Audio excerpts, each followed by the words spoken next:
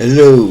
Alors, comme promis, aujourd'hui nous allons faire Mumuse avec le même genre de choses que précédemment, c'est-à-dire un petit bouton load more, charger plus, ou ce que vous voulez. Il nous faut une espèce de fausse pagination où en fait on ajoute au bout de l'élément que nous sommes en train de faussement paginer les éléments qui seraient ceux de la page suivante, etc., etc. Sauf que cette fois, il s'agit non plus d'un blog avec des pages ou d'un repeater dont chaque élément, je vous le rappelle, est considéré par Processoyer comme une espèce de page virtuelle. Vous vous rappelez que si on va dans la page avec le repeater comme ça, chaque élément du repeater est une espèce de page qui a son propre template que Processoyer crée à la volée, je vous l'ai montré dans la base de données.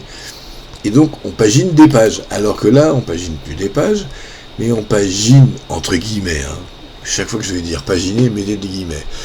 On pagine une espèce de champ d'images, et on se dit, ok, je vais ajouter les images de 0 à 6, j'en veux 6, ensuite j'en veux 6 de plus, 6 de plus, 6 de plus, etc. Ça fonctionne très bien avec la pagination, comme vous pouvez le voir là. Sauf que, en fait, en autorisant les numéros de page, on peut utiliser ça. Et dans l'URL, ça, vous connaissez l'histoire du petit préfixe. Je vous rappelle, si on le met dans l'URL, on va le mettre provisoirement. Même si à la limite, c'est juste histoire que vous voyez, faut pas le faire.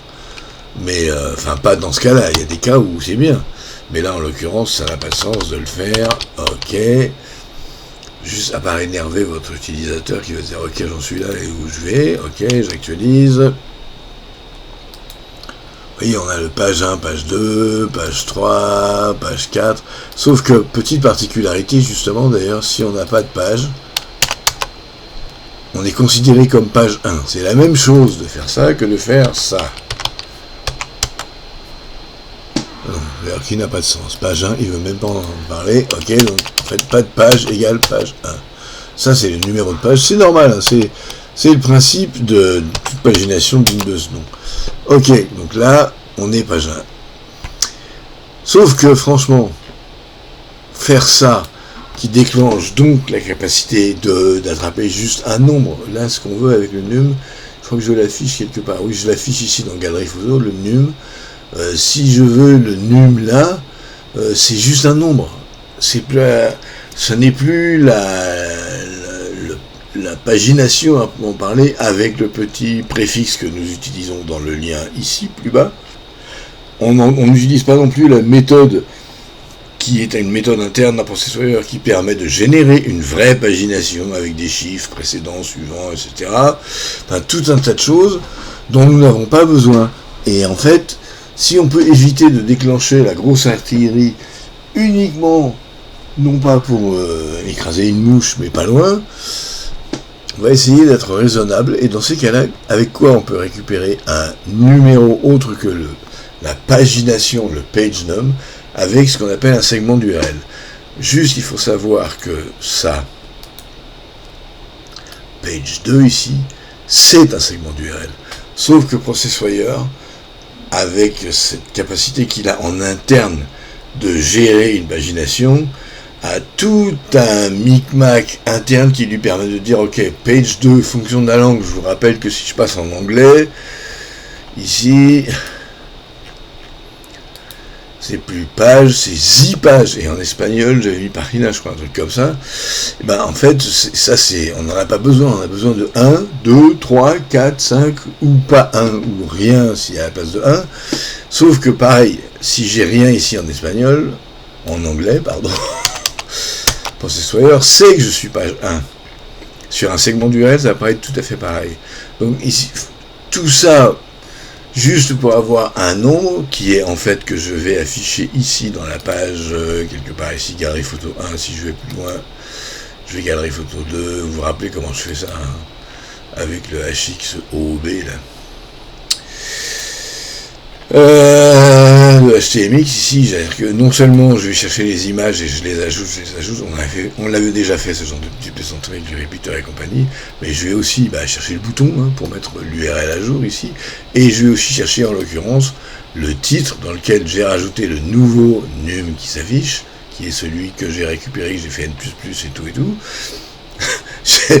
Je vais faire beaucoup de et tout dans cette vidéo sans doute, mais on n'a pas besoin franchement de la pagination pour faire ça. Et en plus, comme nous ne sommes pas en train de paginer des pages, comme vous pouvez le voir, mais ici Page Gallery, c'est plus un Pages Find, c'est dans la galerie qui se trouve être un tableau à la mode Processoir, qui est un objet contenant un tableau. Enfin bref, je vous passe ces trucs.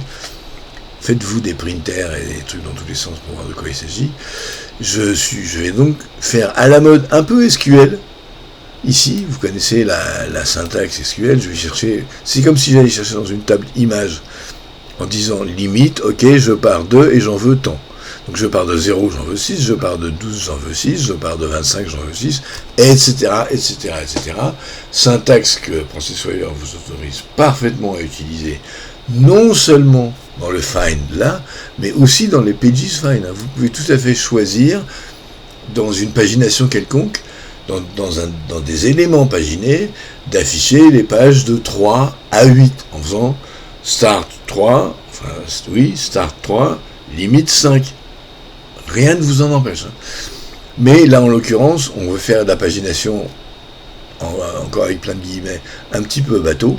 Et donc, au lieu d'utiliser ça, nous allons maintenant utiliser les segments d'URL pour n'avoir plus qu'un chiffre. Donc, comme jusqu'à maintenant, nous autorisions pour ce template,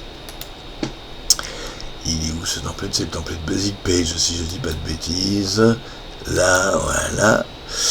On utilisait les numéros de page. Maintenant, nous n'allons plus utiliser les numéros de page, mais nous allons autoriser les segments d'URL.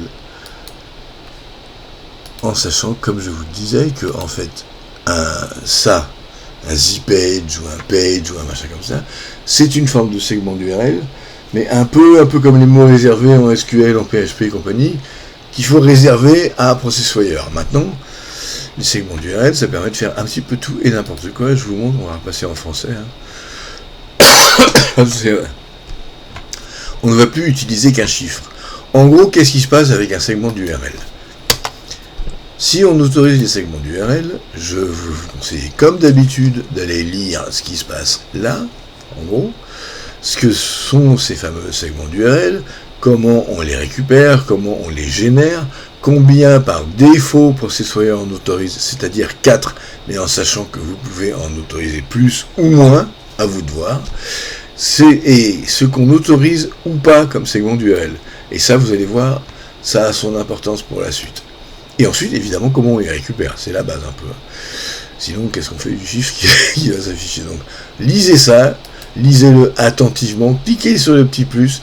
Chaque fois que vous avez un petit plus qui s'affiche dans un truc de Processoir, allez lire, faites l'effort, faites-le vous traduire si l'anglais vous pose problème par n'importe quoi, Google ou DeepL ou ce que vous voulez, la bêtise artificielle, il y a plein de trucs qui traduisent bien maintenant. Bref, j'arrête mes bêtises à moi, j'essaye de faire de la bêtise naturelle, et je reviens à mon histoire. Donc, j'ai ma page.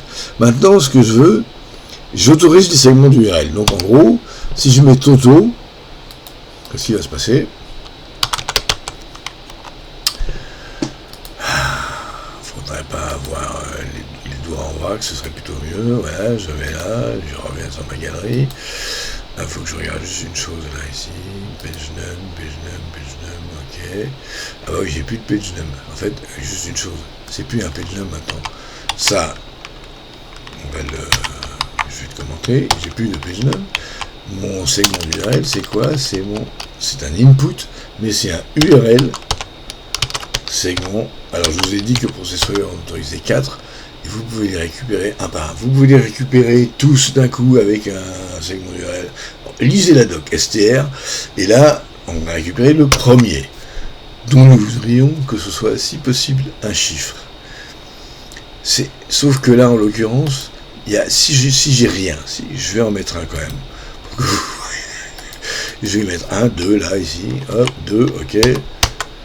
Et il est content, et voilà, il va me chercher les images qui seraient dans la page 2. Si je vais mettre 3,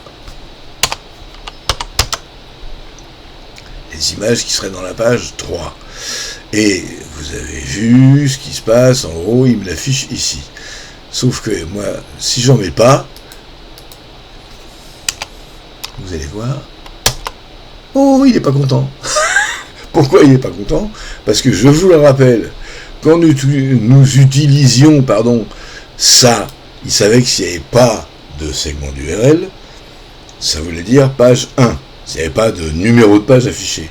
Là, s'il n'y a pas de segment d'URL, pour lui, ça veut dire je ne sais pas. Donc c'est une chaîne, mais je ne la comprends pas. Donc en gros, la première chose que nous allons faire, c'est lui dire que si... je vous montre, je vais jusqu'au bout de mon raisonnement. Si il est vide, il est égal à 1. Et s'il n'est pas vide, il est égal à lui. On va affiner un peu, mais vous allez voir pourquoi après. Ok. Non, il doit être là. Oh non, Dieu. Alright, j'y reviens. Ok, c'est bon. Ça, mon petit point virgule, je vais le mettre là. Voilà. Donc là, subitement, ça va marcher. Vous allez comprendre pourquoi. Je vais vous montrer à plein d'autres trucs pour comprendre ici. Là, voilà. Là, il considère que je suis page 1, ok, et que je dois aller vers la page 2. En fait, pas encore. Vous allez comprendre. Pareil, vous allez comprendre pourquoi. Ici, tout va bien. Sauf que, en fait, c'est... en réalité, dans cette histoire, si je mets Toto, par exemple, il n'est pas vide. Et du coup, est-ce qu'il va être égal à 1? Non. Voyons voir. Oh, bizarre, il n'est pas content. Bon, qu'est-ce qu'il vous dit? Non numérique. Il a rencontré une valeur non numérique. Bah oui, parce que j'ai pas un truc vide, j'ai mis Toto. Mais Toto, comme start, ça ne veut pas dire grand-chose. Donc en fait, tout ce genre de petites choses, on va mettre... En fait, si je mets Toto, et que je lui mets... comment je vous montre ça? Je vais lui mettre int. La valeur entier contenue dans une chaîne qui n'est pas un nombre, c'est quoi? C'est 0.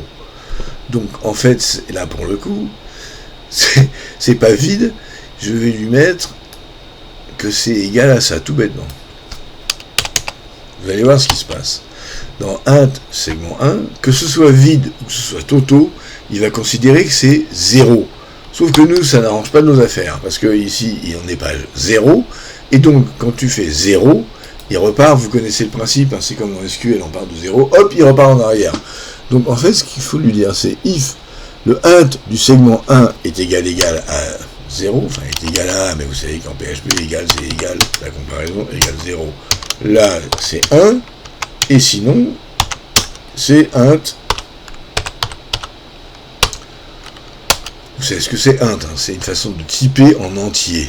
En gros, je vais chercher l'entier qui serait contenu dans le...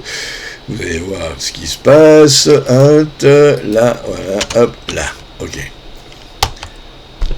Donc, je lui dis de toute façon, si c'est égal à 0, c'est-à-dire si ce n'est qu'une chaîne, c'est 1, et si c'est pas une chaîne toute bête et que c'est un nombre, c'est son entier, sa valeur d'entier, ça va être 1 ou 2 ou 3 ou 4, on va le voir. J'y retourne. Là, en l'occurrence, je reviens et j'ai bien 1, puisque j'ai rien derrière ici, donc j'ai Toto, c'est pire. Donc j'ai rien, je mets rien. Ok, pareil, je suis à 1, puisque Toto, la valeur entière de Toto, int, comme inval, hein, vous connaissez le principe, hein, je ne vous fais pas encore de PHP, c'est la valeur entière d'une chaîne qui n'est pas un nombre, c'est 0. Donc en l'occurrence, là, je lui ai dit, si jamais c'est 0, mais 1. Si je suis page 2, là, on va y aller. Je pousse, je vais, pourquoi il... Ah bah oui, il n'y va pas, pourquoi il n'y va pas? Parce que ici, il ne trouve pas, vu que j'utilise le truc avec le préfixe. Donc c'est fini le préfixe, je ne veux plus que le num. Ok.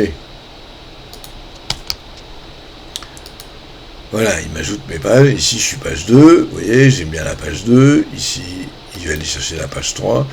Je peux l'afficher là, comme j'avais fait pour les autres, pour vous montrer. on va le faire ici, je suis dans la basic page, ok. Le petit num en phase de progression, je l'affiche là. Plutôt que de l'afficher dans le titre, c'est un peu plus logique. Ok, là. Voilà. Bon, je reviens là, je reviens à 0. L'intérêt de mettre ça, c'est que l'intérêt entre guillemets, c'est que si j'actualise avec ça, bah en gros j'ai une espèce d'historique. Alors que si je mets pas ça et que j'actualise à partir de rien, si je mets pas le hx push URL, je l'enlève. Là ici.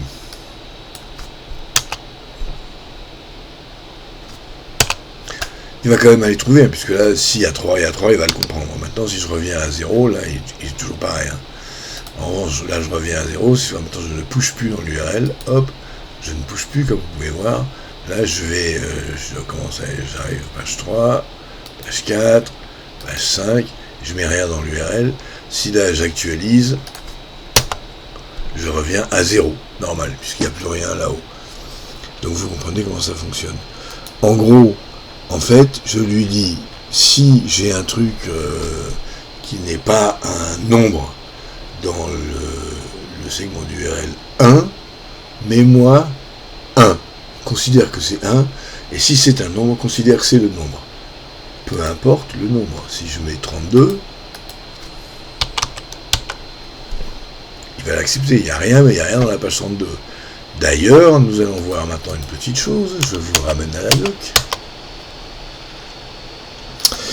Je vous ramène à la doc ici.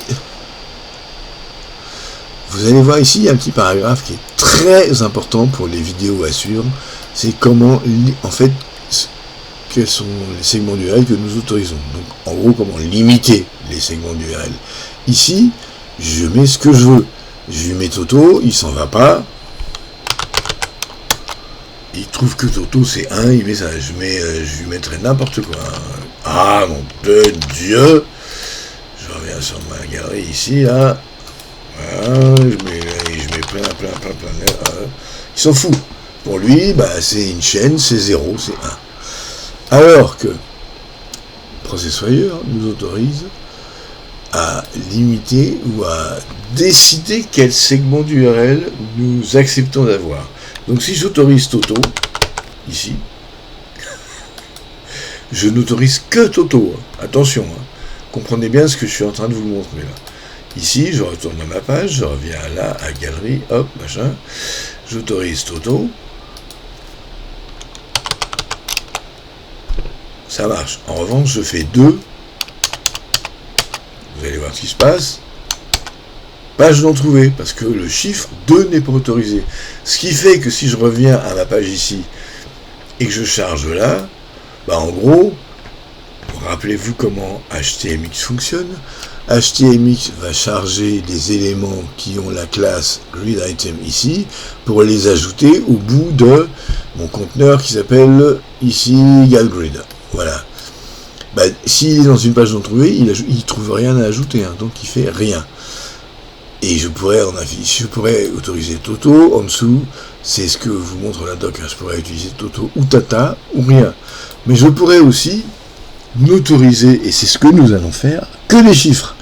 Pour ça, Processfire nous autorise à son tour à utiliser ce qu'on appelle une expression régulière, que vous connaissez peut-être, mais si vous êtes une bande de geeks qui connaissez ça par cœur, vous n'êtes déjà plus en train de regarder mes vidéos.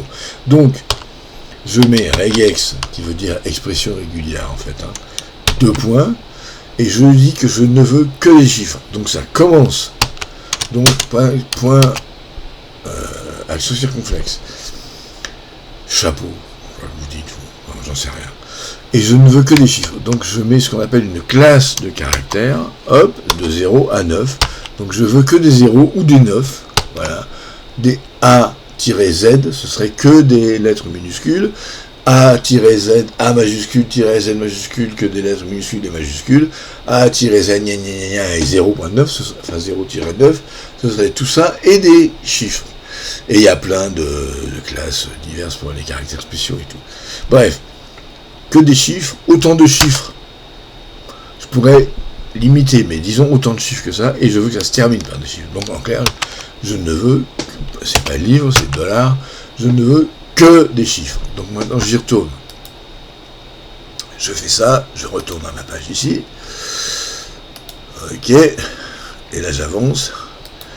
J'autorise des chiffres, donc ça marche. Ici, si je mets 5, ça marche. Il va aller chercher les images qui sont dans la page potentiellement 5. En revanche, je mets Toto. Page non trouvée, parce que je n'autorise plus Toto. Je n'autorise plus que des chiffres.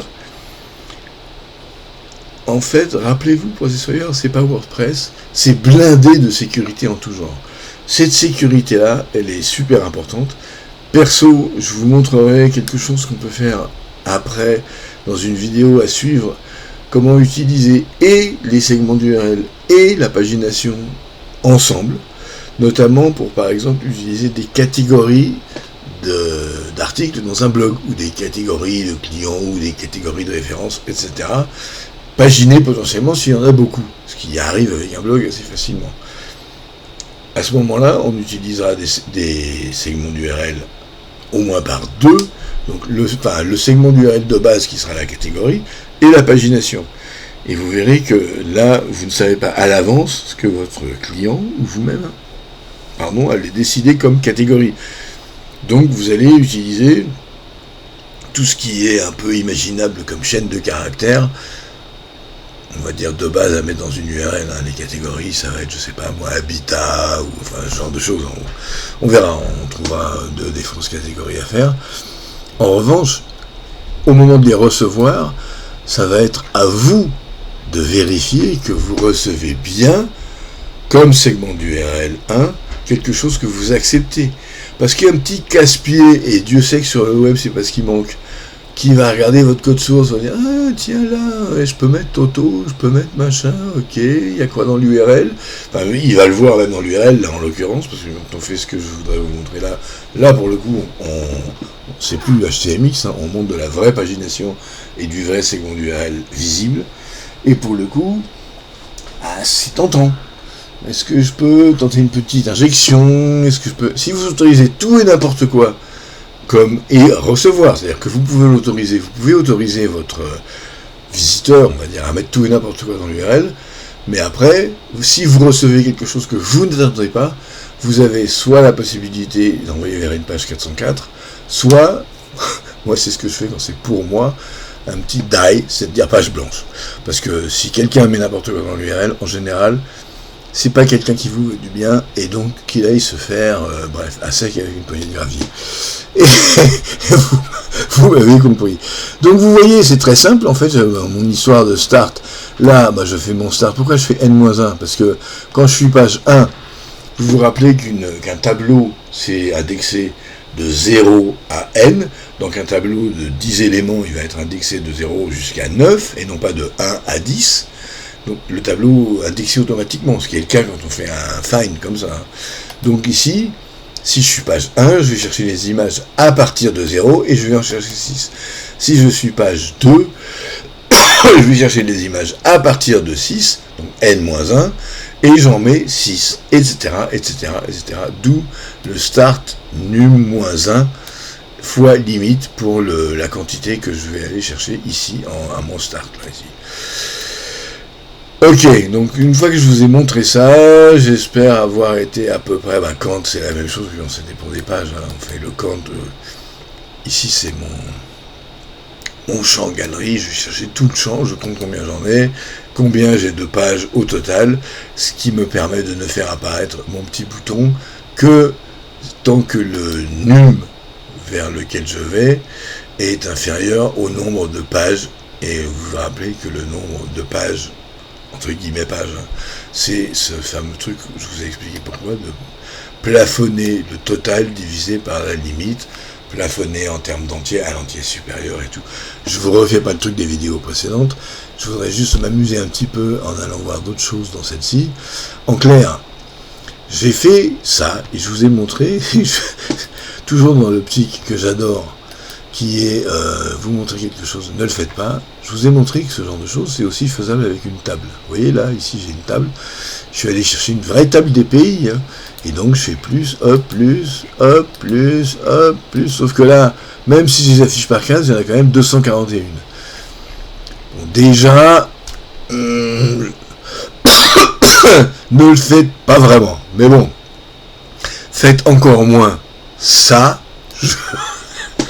je vous montre, parce que c'est faisable avec la galerie. Attendez, je vous montre d'abord avec la galerie. Avec la galerie, si c'est pas une galerie monstrueuse, ça peut se comprendre. Franchement, en l'occurrence, ça pourrait se comprendre.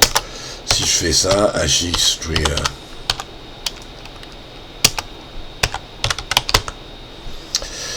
égale Reveal.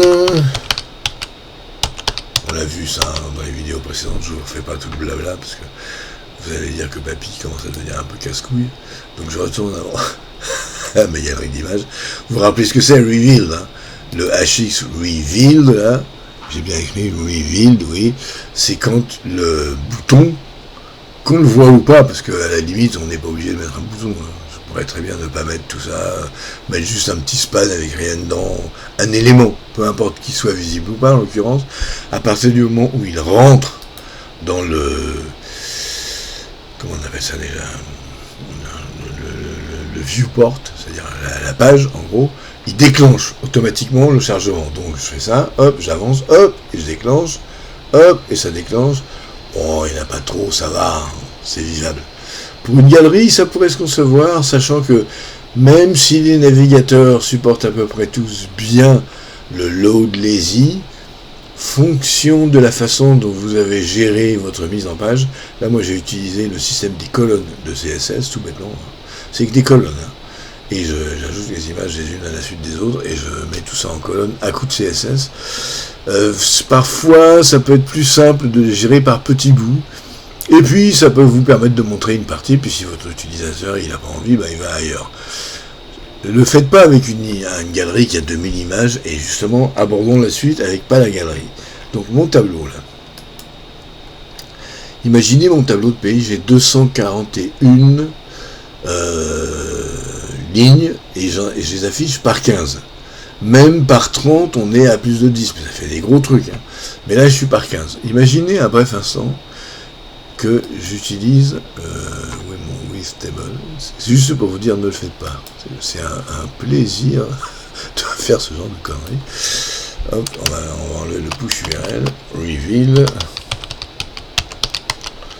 égale true. Alright. Voilà. Donc, je viens là-dessus. Je vous rappelle, reveal, ça veut dire que dès que le bouton arrive dans le viewport, dans la page visible, en clair, ça déclenche le chargement. C'est parti. Ça ne le fait pas, parce que j'ai pas dû faire le bon. Quelle andouille. C'est HX Trigger égale Reveal, et non pas Reveal égale True. Ok, c'est reparti, nous recommençons. On va y arriver. Alzheimer, hein. Voilà, donc je déclenche, j'avance comme ça. Hop. Franchement, moi, le site qui me fait ça fait longtemps que je suis parti. Hein. Et attendez, c'est pas tout. Là, il y en a quoi, 241. Franchement, un petit truc qui permet de chercher, de paginer et tout. Ça, une vraie pagination, ce serait beaucoup mieux. Mais générer une vraie pagination sur un tableau, c'est un peu plus de travail, soit dit en passant. Parce que pour le coup, encore une fois, je vous montre le code source de cette plaisanterie. Ici, avec le tableau, c'est pareil. Hein, je prends les URL segments, mon même principe, hein, avec int pour handval. Je vais chercher tout dans une table. D'abord, je commence par les compter. Je vais vous montrer un petit truc en dessous qui pourrait être intéressant. En fait, je commence donc par les compter, pour vous dire, et je dis combien il y en a en tout, ce qui me permet d'afficher ici, il y en a 241 lignes, et je dis que je les affiche par 15, ça c'est la limite que j'ai mis là-haut. Si j'ai mis par 20, ce sera là par 20, ouais. J'arrête de causer, je le prouve. Je fais par 20, hop, voilà, par 20. Ce sera la même chose, hein. Il y a moins de pages, mais ça fait le principe sera le même. Bon. Et après, bah, je vais aller chercher, comme je vous disais, comme je vous expliquais pour la page ici, là, avec les images, où je vous disais que ça, c'est un peu comme ça, bah, comme vous pouvez le voir avec ma table DPI, ici, c'est exactement ce que je fais.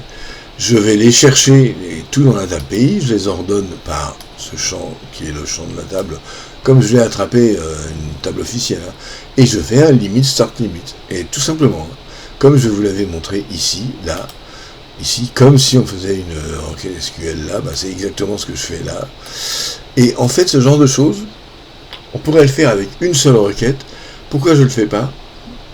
Ici, il n'y en a que 241, hein. Franchement, c'est pas du tout un problème, ça va, c'est pas trop lourd. Je peux le faire avec une seule. Avec une seule requête, qu'est-ce que je ferais là, ici? Je commande tout ça, hop, et je fais ici, je vais décommenter ça, alright. Le total est là, ici, donc il faut que j'aille en mettre ça en dessous, parce que le total, lui, je vais le garder. Ok. Ici, le total, j'utilise PDO, hein, le PDO natif de Processwire. J'attrape tout. Ensuite, je compte tout dans la table. Ensuite, qu'est-ce que je fais? Alors ça, c'est plus PHP. Comme c'est pas un cours de PHP, c'est pour ça que je vais vite là-dessus, hein. Mais je coupe l'ensemble de ce que j'ai récupéré, qui est donc un gros tableau, en morceaux de tableau, comprenant au max ce nombre-là. Et après, je compte le nombre de paquets. Ah bah j'ai pas besoin de ça, en l'occurrence. Comme je disais, voilà, je remets ça là-haut, hop, ici. Le nombre de paquets, ici, en fait, c'est le nombre de chunks. En fait, arrêt de chunks, ça veut dire que j'ai un arrêt, un tableau de 241 éléments que je coupe en tableau de 20, puis 20, puis 20, puis 20, puis 20, puis 1, puisque je suis par 20 ici, qui reste. Je ne le fais pas et je préfère cette solution ici, parce que cette solution-là, elle suppose de compter parfois et d'aller faire ce travail de diviser par chunk, etc.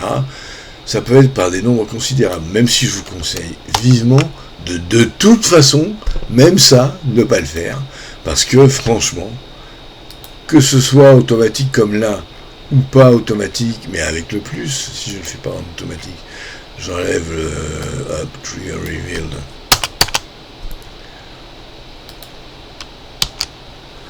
Franchement, ça, pour arriver au bout, c'est casse-couille. Faut dire les choses, appelons un chat un chat. Vous voyez déjà, ça commence à travailler pas mal. Attendez, on n'arrive jamais. Moi, franchement, un site qui me fait ça, je suis parti depuis longtemps. Donc, en fait, si vous voulez jouer à ce genre de plaisanterie, prenez-vous un tout petit peu plus la tête et faites ça. C'est-à-dire que vous utilisez data tables, que vous alliez chercher tout d'un coup. Là, en l'occurrence, vous allez chercher tous les 241 communes de mon tableau. 241, c'est rien pour PHP. Et affiché dans la page, c'est que dalle. Et après, vous générez un data tables automatique.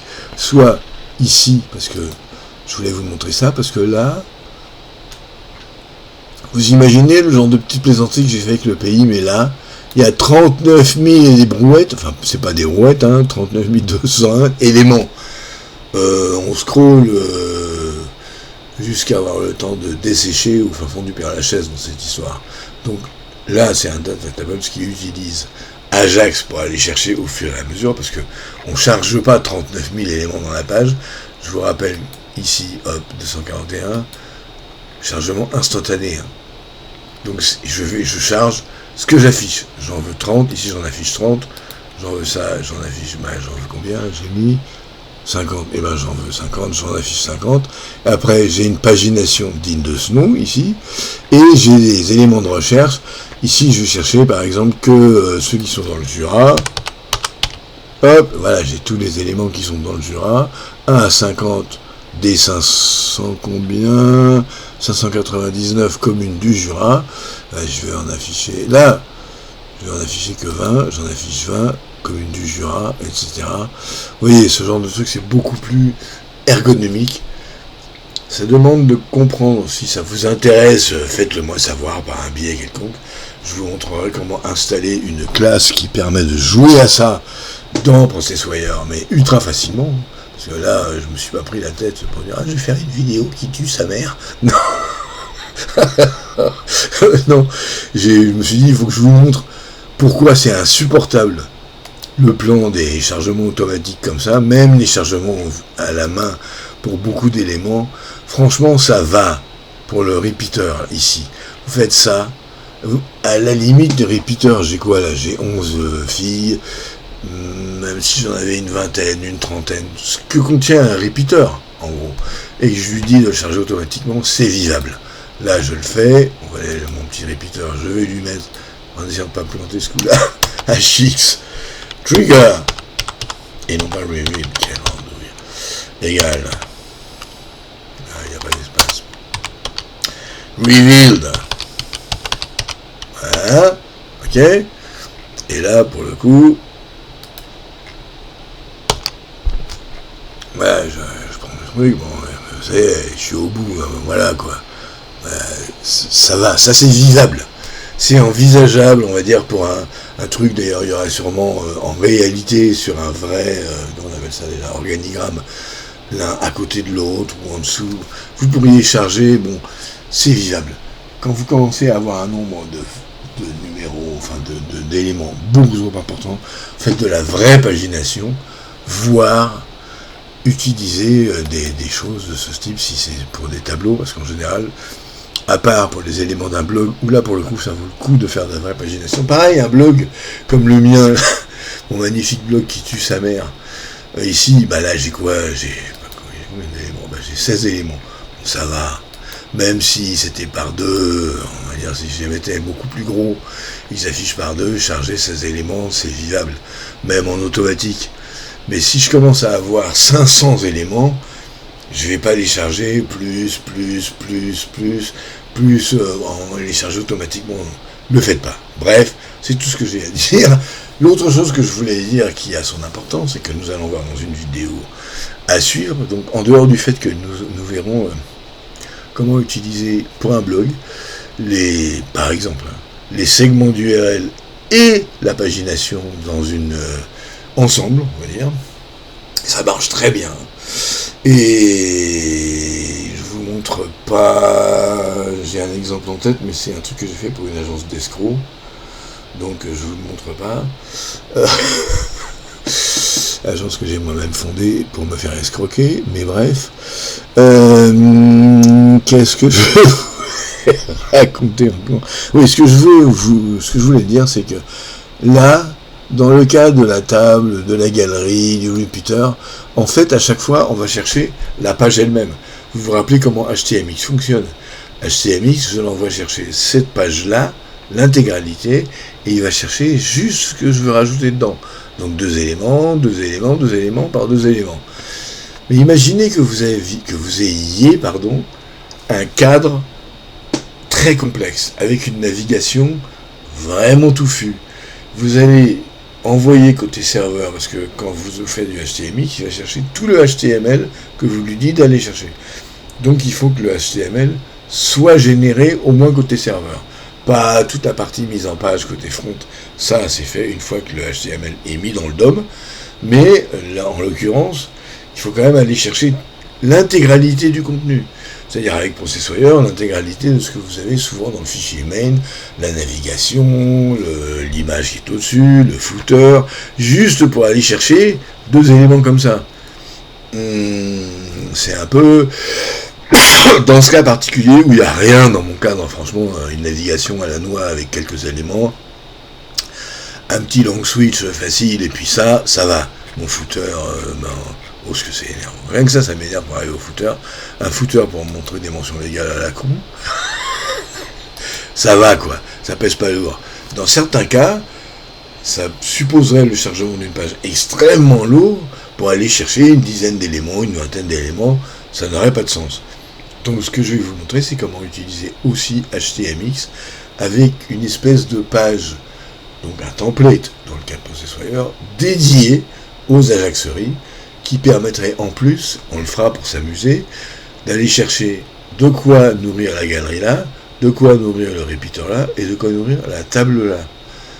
La même page, la même page, comment on appelle ça, la même ressource, on va dire, avec son template, un seul template, fonction, et c'est là que ça va devenir intéressant, de ce que nous allons lui envoyer pour dire, va me chercher, par exemple, ici, si vous regardez mes pages, là,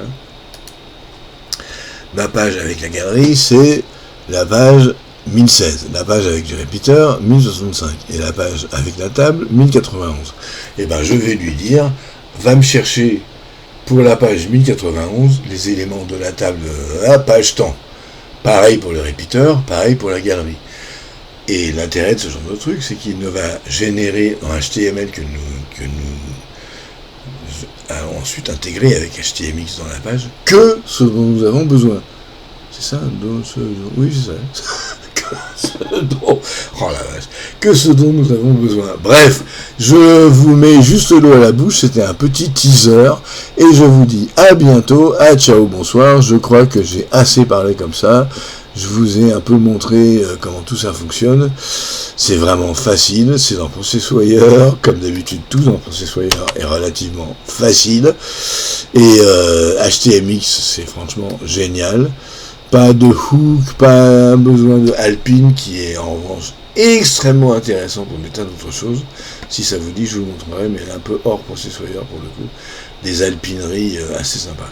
Bref, à bientôt, ciao, bonsoir, je rends l'antenne avec un etc., etc. Ciao.